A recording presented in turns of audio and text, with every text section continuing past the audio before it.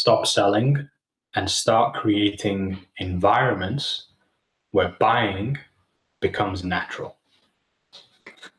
Hi, my name is Mohammed Adam Ali, and in today's video, what I want to be teaching you is a concept that absolutely changed the game for me in the world of digital marketing, online coaching, and essentially just doing business in the digital world. Because what people don't understand is that just because now you've entered into the digital world, they seem to think that all the rules of business and how the marketplace works and how human psychology works and how people actually make their own decisions, they seem to think that all that goes out of the window now, and you have to turn into some other kind of salesperson or whatever in order to get your results. But the truth is that it works the exact same way online as it does offline as well, just in the digital world, right? So make sure to, if you've got your notepad and pen at the ready, make sure to take notes as I'm going. You're going to get a lot of gems from this video, as always. And let's dive straight in. So what I'm going to share with you today is a concept called buying environments, right? Buying environments, because I'll tell you a story real quick. Earlier on in 2025, I think it was, I actually attended in Los Angeles a sales mastery event where they had the number one sales trainer in the world, who was Ray Higdon at the time and has just been certified as being that, or accredited, whatever you want to call it. There's also Daniel G that was there as well, who, you know, he says on his profile, Instagram profile, that he's the number one sales trainer in the world. And there was also some incredible sales trainers who were all there in this intimate environment that we had of like 100 odd people. And I remember like being super excited to see Daniel G speak, especially because I'd been watching his stories and social media posts for literally the whole year before that, practicing what he was teaching, trying to get my sales better. And so what I expected when I went to the event was that he'd be teaching similar concepts. And yes, there were some things that overlapped, but one of the main gems that he shared whilst we were there is that he basically said that the biggest problem that people in business have with their sales process is that they teach too much about selling instead of teaching their sales team about buying. And he said that if you can essentially learn and study and understand exactly why people buy, then that is what will separate you from the average marketers, the average closers and sales teams out there, right? What will actually make it something of which will give you that unfair advantage is if you simply know exactly how, why people buy, right? And funnily enough, I was actually on a call earlier on this week as well with one of my clients that I'm currently working with, and I essentially jumped onto a closing call to assist and demonstrate how I would help a person make a buying decision, right? From going from cold all the way to buying on the phone. And the actual experience was interesting because for me, it was like, this is just any regular sales conversation that I'm having, person bought. But then the guy who was with me, founder of this company, doing like, $5,000 a month and has done 10K months before in the past as well. So he's had clients come through, but he's never actually seen what it's like when the person gets to go from being somewhat uncertain to then actually still buying, because he was only working with what I would call the green lights, the people that, they're the easy people to get across the line, not the ones that actually have objections. And so again, like I was reflecting on what was it that impressed him at the time about what I did differently.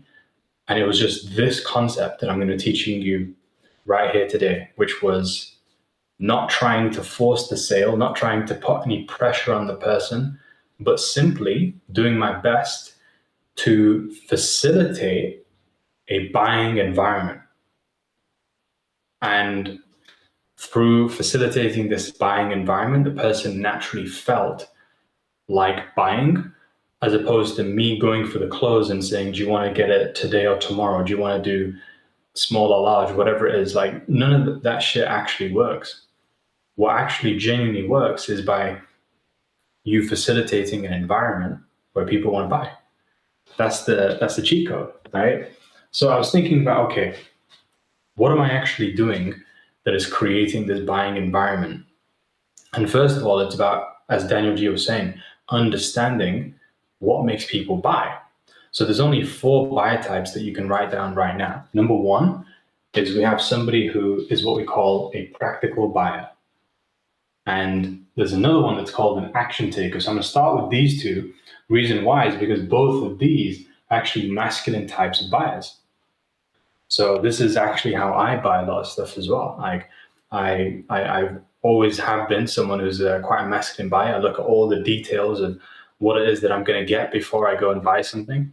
And funnily enough, I've recently been, over the last week, one of the things that I do, people, they talk about funnel hacking, which is essentially where you take inventory of what other people are doing in their own funnels, sales funnels. You go into their funnels, and then you take ideas from their landing pages or the way that they're doing the discovery calls. So this is something that I've been doing like over the last week, just jumping into other people's funnels. And one of the things that I was noticing about myself is that, like, before I go in and take my step and book the call, I literally do research on everything about the person. I do research on everything that they're offering. I don't just like impulsively go and book a call. I go and do my full research beforehand, because why? I'm a practical buyer.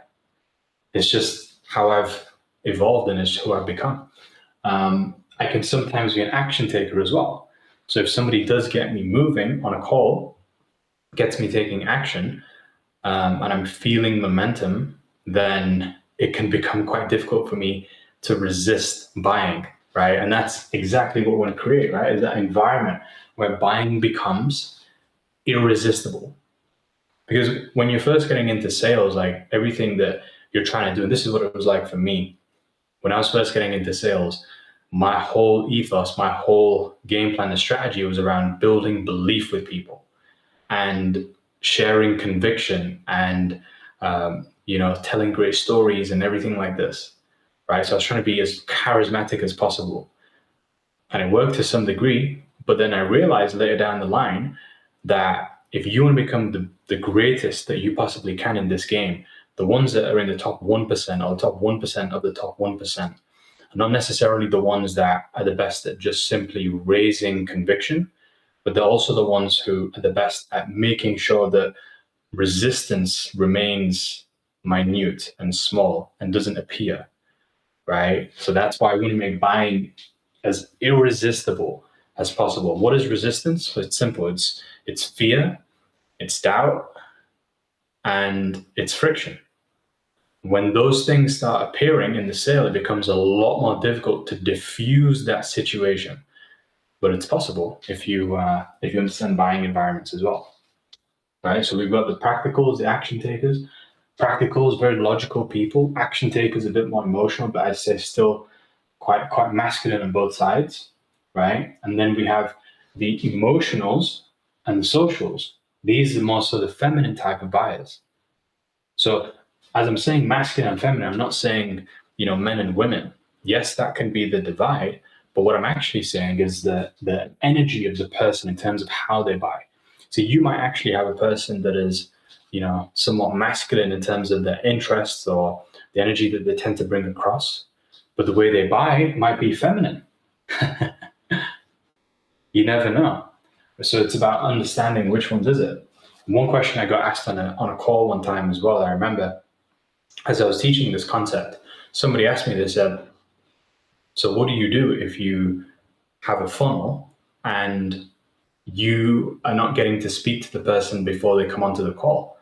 How are you going to cater to their buying style if you don't even know what kind of buyer that they really are? How are you going to do that with your marketing as well as your one-to-one sales? And I thought it was a great question. And so I thought about it, and I thought that the best way to actually make sure that you cater to all four types of buyers is through making sure that you create a buying environment that all four types of buyers will feel as though it's irresistible to buy. So you would cater to all four in those circumstances.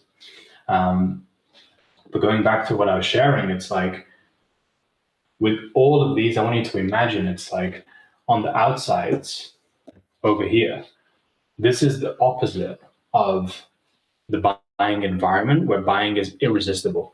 This is the environment where buying is literally the most resistible. There's the most resistance that occurs out here. So we want to get people as close to the center as possible, because when it's in the center, this is what I call the buying pocket. And if you get somebody into the buying pocket, imagine it's like when you're playing one of those video games and you have to get the bar like to the max level, or you have to make sure that you press it at the right time to get it into the hoop. If you're playing NBA or whatever it is, that's the buying pocket. And if you can get it in at the right time, because this is another thing too, is that sometimes you could get somebody into the buying pocket, but then you can also talk yourself out of it too, right? So that's not what you want. You want to make sure that you actually time the opportunity as best as possible when you're able to get them to take action and make a purchase, right? So the buying pocket is the ideal timing for you to actually go and have a call to action in your content or in your communication. So we have, for the practicals, the question is, what is it that they need in order to go from the outside, it's like the buying resistance zone, to then coming into the buying pocket? And it's simple. All they need is clarity. They need things to be as simple and easy to understand as possible. Things just have to be clear, specific. And if they can get it to a point where it's just easy for them to say and easy for them to understand, then they'll walk the bridge of understanding with confidence and certainty. But as soon as there is confusion, then they won't be trying to take no leaps of faith, because no one wants to do that. If they don't have that bridge of understanding, they're going to stay stagnant over here. They're not going to take action. So what we want is we want to take these practicals from being confused to being crystal clear. That is the most ideal journey that we can take them on as fast as possible as well. So the reason that they need this is because, like I said, they're using that logical brain, that logical mind to make their buying decisions. Nothing wrong with that. But this is an aspect.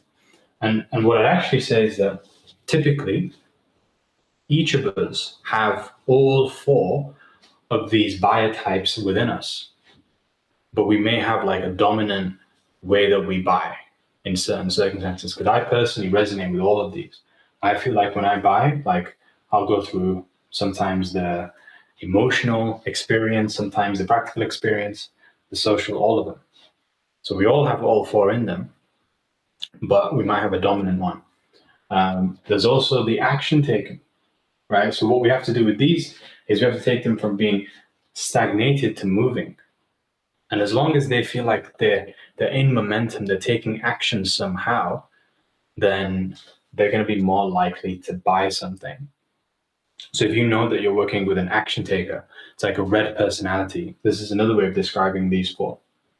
You have the blue people, the reds, the yellows, and there's the greens as well. I know the colors are mixed up, but even if I had yellow, I don't think you'd be able to see it that well.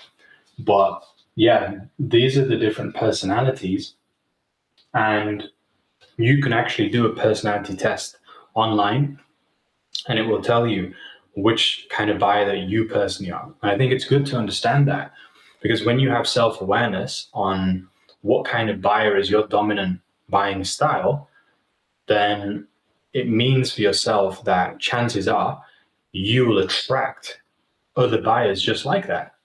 You know, if you're a type of person that buys when you go to events and social gatherings, then you should probably also, for the way that you run your business, like host masterminds, host events, because that's how your tribe, they're going to buy in a similar way to how you will as that leader. Not always, but it's most often the case that that's how it works, right? So we've got the stagnation to the movement. If we've got an action taker, we want to get them moving. We want to get them, like, doesn't always have to be like physically moving, bouncing up and down, but that can actually help. Sometimes just getting them to move around rather than being sat down all the time. That's something that can be very beneficial for an action taker. And the whole time as well, as I'm saying this, it's like, you want to be somebody who, let's say that you're in a sales conversation, let's say you're in a buying environment with someone, you want to be able to, through listening, and not just listening with your ears, but listening with your eyes, right? And sensing the energy of the room, you want to be able to pick up whether or not in real time you're working with someone who is a social buyer, or someone who is an emotional buyer, someone who is a practical. And sometimes people make it really obvious. Like the emotionals, like if you're on a call with them, they'll make it really obvious because they'll start crying. You know, the practicals, they'll make it really obvious because they'll just ask you a million questions. The action takers, they'll make it really obvious because they'll get frustrated and agitated, and they just want to like move and take action. The socials, they'll make it really obvious. They're like, you know, just wanting to have fun and talk, and they are going to bring in their friends, or they're asking for stories of other people that you worked with. Socials make it really obvious. But when you get good at this, what you're getting good at is being able to pick up like a sixth sense intuitively without that many cues. It's like being a detective, right? So that's something to consider. But going back to this, we've got socials now. So that's going from isolation to belonging. That's what we want to take them from and to. As fast as possible, we want to get them into the community, in the atmosphere. Like if you have other clients, right, then one of the best things that we've done in previous sales that we made, high ticket sales, was like getting people who weren't buyers to get in a room with people who'd already bought. And that in itself made it a much more effective buying environment just through doing that. So if you've got some existing clients, then that's a great strategy that you can utilize for yourself. If you don't have any, maybe you just have a bunch of leads and prospects. Like one of the best kind of funnels that you can use is a funnel that we call the group funnel. How it works is that rather than just having somebody that you know is a social buyer coming through, watching it one-to-one on a recorded VSL or video, you actually put people into a group masterclass or a group workshop summit. This is what all the, when you think about it, like the top marketers and leaders and coaches out there, they do. People like Tony Robbins. If you go to any of his summits, or if you see what they're like online, it's literally tens of thousands of people in the room. Why? Because they're making sure that they get the social buyers to feel like they're in a buying environment where they'll buy, right? Somewhere where they feel belonging, like these are my people. I thought I was the only one. So here's the thing, you don't have to have like a huge summit of 10,000 people for this to really work for the social buyer. You could actually have an environment of 2 to 3 people. But as long as the energy in that room feels like connection and belonging rather than disconnection, then you're gonna have a great buying environment there, right? So this is the social, and then for the emotional, these people, they have to go from tension to resonance. So in every sale with a person, I'd say that there always is this internal tension that they're going to bring forth, because otherwise they won't be there on the call. They're there on the call with you because they experience a gap and a pain, which is determined by how wide the gap is. So if the gap is bigger between where they are right now and where they want to be, that means that they have more pain. And especially if that gap has got emotional intensity with it, then the tension that they'll feel coming into the call is going to be significant.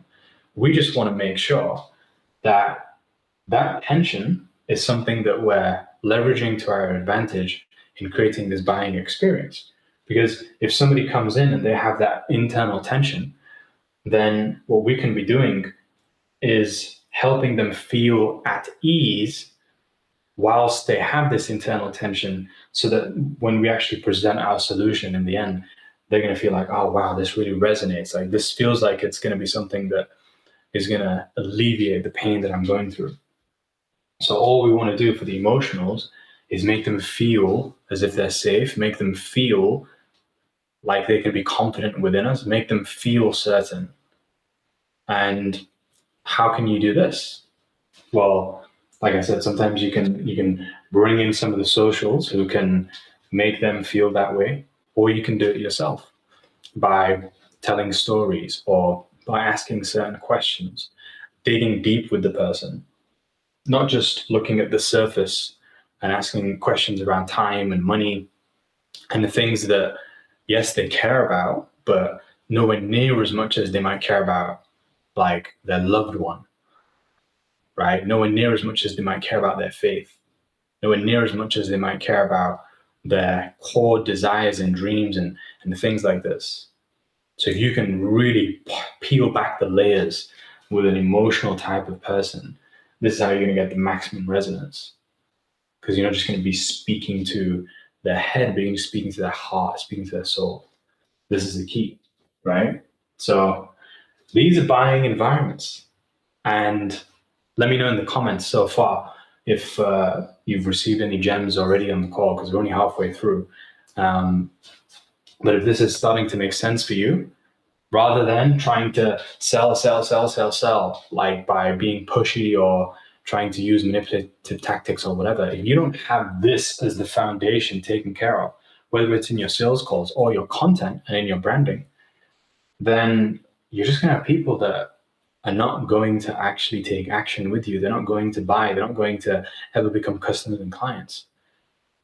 It's the buying environment that takes care of all the work, right? So who you want to become is not just someone who is a master when it comes to your communication, sales, etc. If you want to be closing high-ticket deals, but who you want to become is someone who is a master at curating a buying environment where people feel like it's irresistible to buy, right?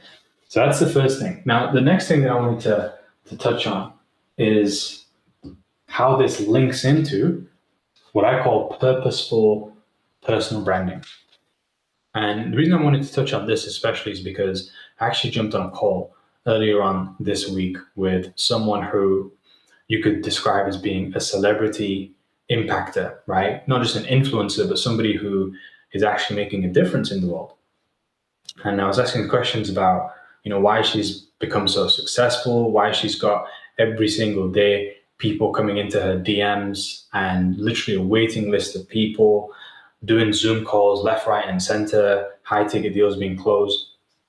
And I was asking her, like, why is it that you've been so successful? What would you accredit this to?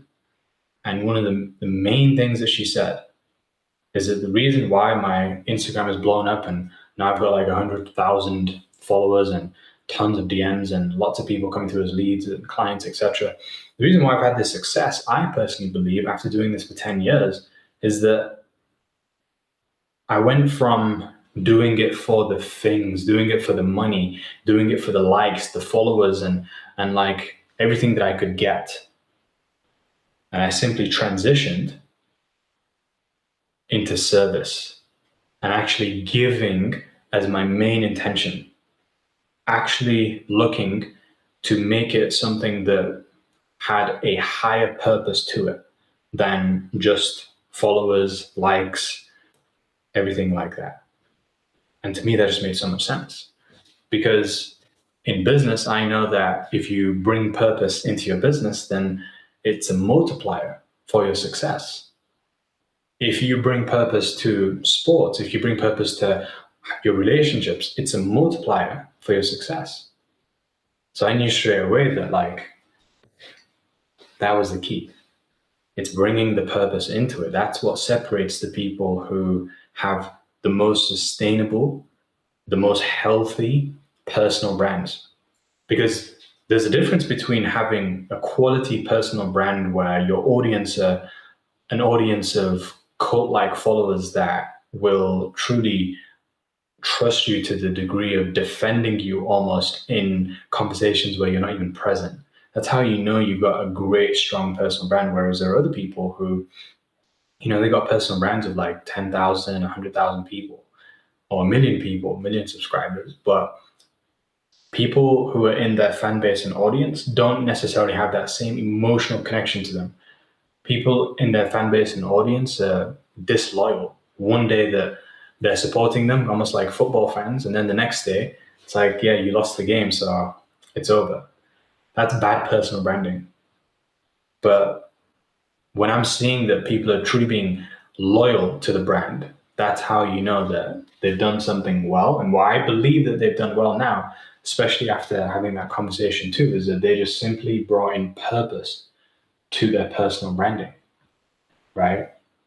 And so how this ties in with the buying environments is that at the end of the day, when you think about your first buying environment that you will have in your funnel, the first buying environment is going to be your social presence, your social media presence.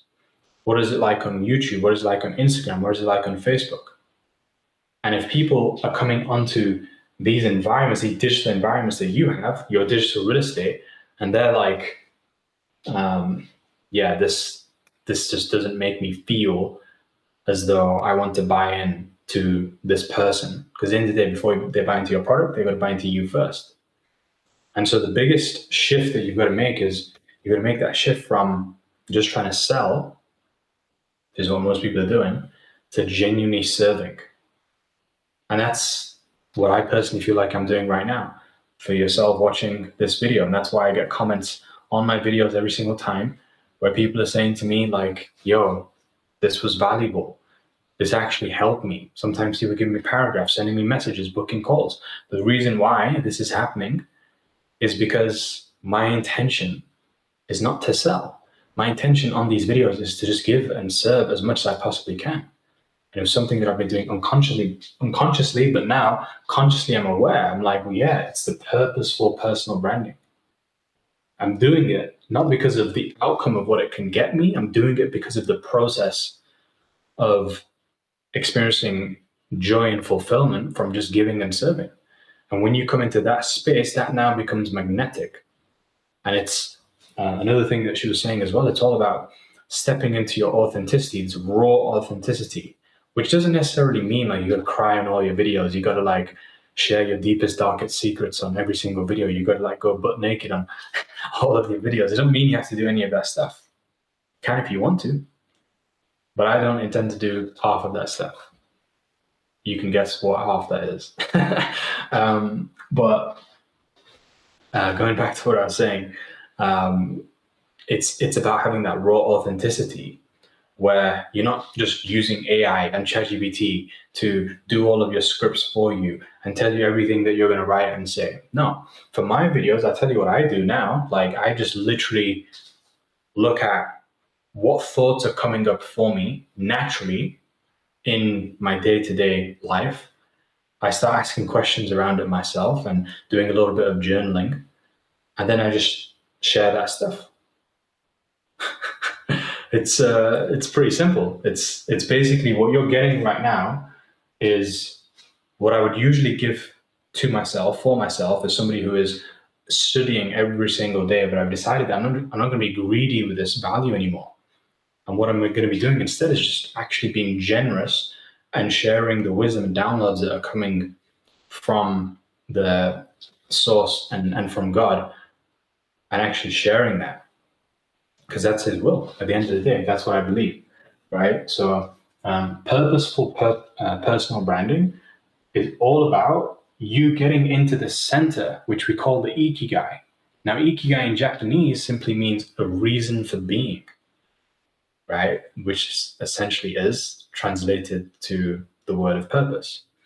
So it's about coming into this place of purpose. Because when you're in purpose over here, just like I showed you on this other side, when you're in purpose and you're branding, you put people into the buying pocket, into that buying environment where they feel like they want to buy.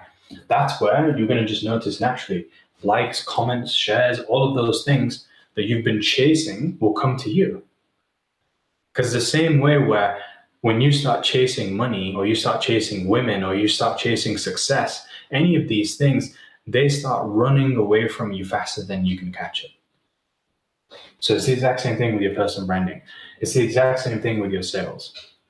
If you're chasing sales, if you're chasing the likes and shares and comments and everything like that, it all just starts running away from you. So the goal and the actual strategy that you want to have for yourself, you could call it the mindset, or I think the best word to describe it is the posture that you want to have. It's a posture where you just don't care. You literally could not give a fuck about all of those things that you have as desires of your heart, that you want to have those things, but you have no attachment towards them. You have a connection to the process. You have a connection to the people who you're serving more than you have an attachment to the outcome.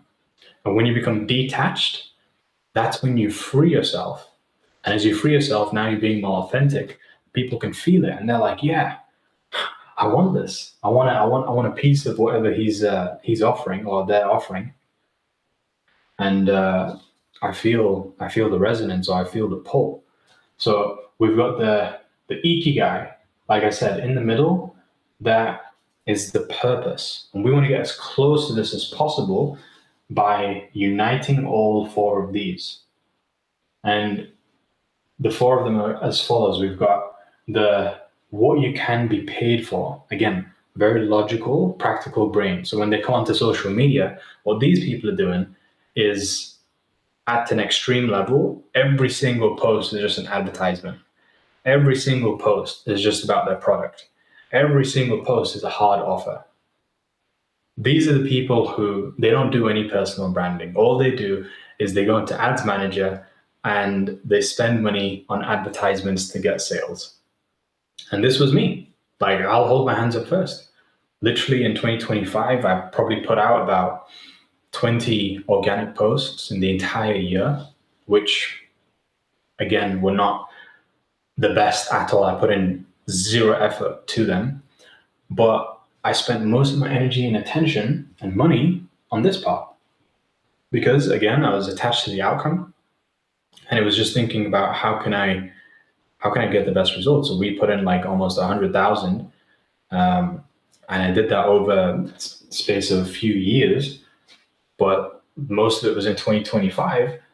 And yes, I got some results. I got leads, if we got sales. We could have got so much more if we didn't feel like we were dragging people to buy, but it more so felt like we actually created this buying environment. And the few sales that we got that felt like no resistance, it felt like how we wanted it to be, them running towards us. That's because we had more of a buying environment, and they connected with me, not just in terms of what I was offering, but they connected with me on all these other levels as well, right? So the other thing that we have is, as well as what you can be paid for, your brand wants to also be about what is it that you love. So you want to be asking yourself the question like, okay, if there was one thing that I could talk about all day long and I wouldn't get tired, I'd actually, after speaking about it, feel energized and activated and alive, what would that be? what is it that you genuinely love to do? What do you love to think about? Who do you love to spend time with? Just all of these things of what is it that you love? And you want to write a list, as many as you possibly can. Because then once you've got that, that becomes your content. So you can now just simply start asking questions about those things that you love, which is what I do on a daily basis. I ask myself questions about the things that I love. What do I love? I love business. Damn. It wouldn't be a video without a pen drop. I ask questions about what is it that I love things like business. You know, how can I improve my business? How can I start doing things in a creative way? How can I start making this fun for myself in business? So the topic of business is something that I love, and then I can just create content around that as the key cornerstone, as the pillar. So the closer that this will be to the ikigai will be dependent on how much you love this, right? How passionate are you about that thing? And then that's what people will love to listen to. They'll become passionate about listening to you when you become more passionate about what you're speaking about. So it doesn't always have to be that you have to be passionate about this. Just be passionate about something and start sharing that in your personal branding, and it will simply create a better buying environment. Game changer. I remember we used to host these live masterminds every single day, and it was just to create a buying environment. We ended up having like 20, 30 people in these masterminds. This was a couple of years ago, and it was run by me, one of my business partners, Luke, and the way that we ran it was just like Luke would speak about what he was passionate about, which was nothing to do with this ever, with our product offer at all. All he spoke about was what he was passionate about. He spoke about growth. He spoke about, like his story as well. Just the things that he was genuinely passionate about. And by the end of it, people were either crying, they were like ready to start jumping up and down, they were ready to throw things at the wall, like they were moved. And because of that then made this buying environment so much more powerful, and people just couldn't resist to buy. I remember one weekend we had like 4 high ticket buyers. And it wasn't because the pitch was incredible. No, it's one of the worst sales presentations I've ever done up until this point. But the reason why we had some people buying is because he was just showing his passion. If you don't have this element, then it's missing out a key cornerstone that when you think about it, which of the people would then be feeling isolated from the buying pocket if you missed out what is it that they would love? And for me, it's the emotionals straight away. These are some of your best buyers. At the end of the day, there's a quote that says people don't buy on logic, they buy on feeling and emotion, and then they reason with logic afterwards. So that's something to consider as well. But start speaking more about what you love. The reason why I can speak for an hour on this topic, and I couldn't do this in the beginning of my personal branding journey, not necessarily because I couldn't talk for a long time. Like you could actually see me back then, what I was most passionate about was like playing sport, playing tennis. So if you got me speaking about that particular area and topic, I would speak for hours. But I was afraid of bringing that into my personal brand. Why? Because I was thinking so much about this. But I guarantee if I would have spoken more about that, I probably would have had a much better personal brand over time, because I'd have brought more of my personality into it. At the end of the day, it's a personal brand. If there is no person in the brand, and it's just information, it's just writing, how are you going to be able to have a personal brand? It doesn't make any sense, right? So, what do you love? And then what the world needs. This is a big one, because if you have these two, but you don't have what the world needs, then your content will never feel like it's actually valuable. See, you maybe thinking to yourself in terms of what you have planned for 365 days of the year set out, and you're rigid in terms of your schedule. You're like, I am going to put out my content how I've planned it, and I'm not going to change from it because it's just easier for me to structure it like that and not to think about it afterwards. See, I've tried things like that before in the past, but what I felt in my heart and in my spirit was that it wasn't truly coming from a place of service, but it was coming from this place of like just systems and control and attachment and things like that. But the ones who are truly mostly doing well with what the world needs are the ones that are the most present, are the ones that are listening to what's going on in the world, are the ones that are seeing other people's struggles in real time. This is a big reason as to why when people do comment on my post, they're like, yo, I kind of needed that message right here and now. And part of the reason why is because I'm using my eyes and I'm looking at what is it that people need to hear. Like, if you're watching this right now, I guarantee you need to hear this message. I don't need to give this message. You need to hear this message. That's the difference. And that's why the content is so powerful, because I'm doing it from this place of service, of which I have an abundance to share and talk about. So what the world needs, at the end of the day, this isn't you needing to necessarily go onto the news and do research and like scour the whole internet to figure out what does the world need, because the world could be one person. And that's how I like to do it personally. I just simply I go on social media, or I look at what some of my friends might be asking me as questions, and I think, okay, how can I solve that person's problem? Just one person. And can I solve it, really well? Is this something that they really need? And if they do, I can just go and make content around that for that one person.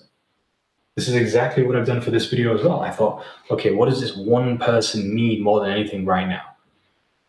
And guaranteed, by me solving that one person's problem through my content, there will be many others that will raise their hands as well and be like, yo, I needed that too. Thank you so much, So there's what the world needs. And then there's this one finally over here, which is, what are you good at? So for me, yes, I've developed over time. A lot of people now do come to me and say like, oh, you're pretty good with your communication. Like not just in terms of how I speak, how I use certain words, how I say those words, and use my tonality, use pauses, etc., the rhythm, cadence, whatever you want to call it. But the feedback that I tend to get is that I like your communication style. So this is something that I'm good at, which is why in my content, I want to showcase what I'm good at. I don't have to tell people what I'm good at. I'm showcasing what I'm good at. And that is something, again, that will get me connected a lot more into the Ikigai. So if you're someone who is good at artwork, you don't have to be doing videos like I am. You could just literally be doing artwork where you're showing yourself doing the art, and then that puts you in here.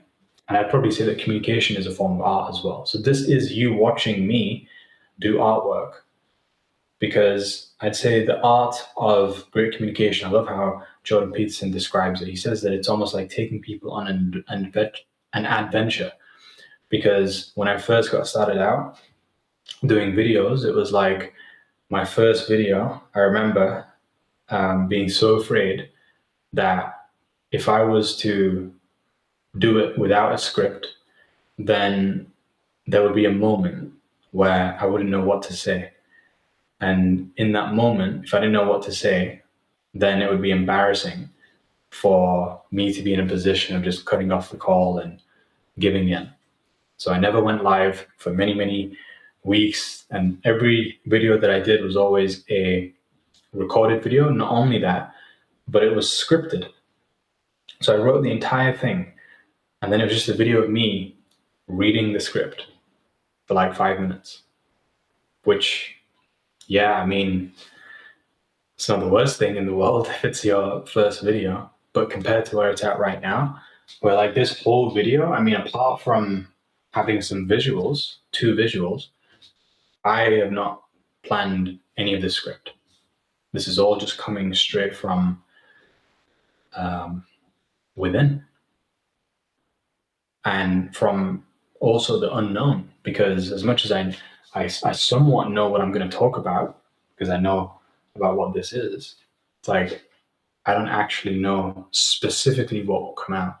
And that's what makes it so engaging in the communication. That's what makes it an art form at that point, right? So this is me showcasing what I'm now much better at than I used to be before, but it might change.